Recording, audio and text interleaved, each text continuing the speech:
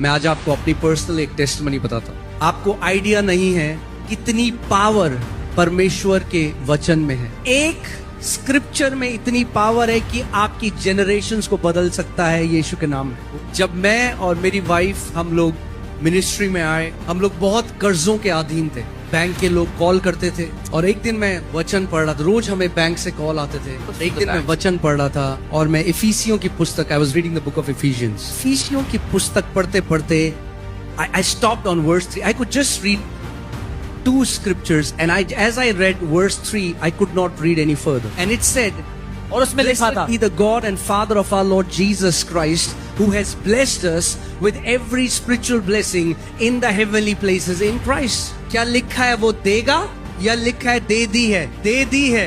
जब मैंने ये पढ़ा तो मैं रुक गया। वचन कह रहा था कि परमेश्वर ने तो हमें सब प्रकार की आत्मिक आशीषें दे दी हैं। जब मैंने ये सुना तो मैं कह रहा था कि When I read this, तेरा वचन कह रहा है कि मैं ब्लेस्ड हूँ, मगर मेरा जीवन तो बिल्कुल ब्लेस्ड नहीं दिखाई देता। But your word is saying, लेकिन आपका वचन कह रहा है कि मैं ब्लेस्ड हूँ, but I'm not blessed। पर मैं ब्लेस्ड नहीं दिख रहा।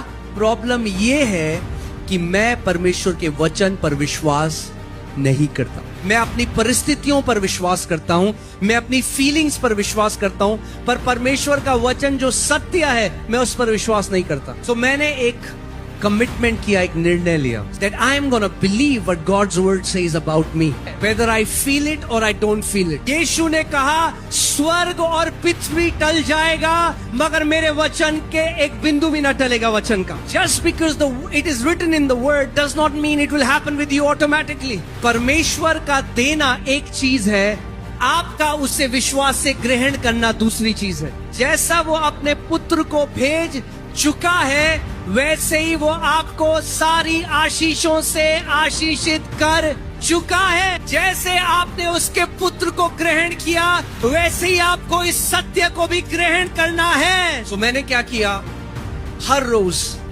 मैं अपने कमरे में गया।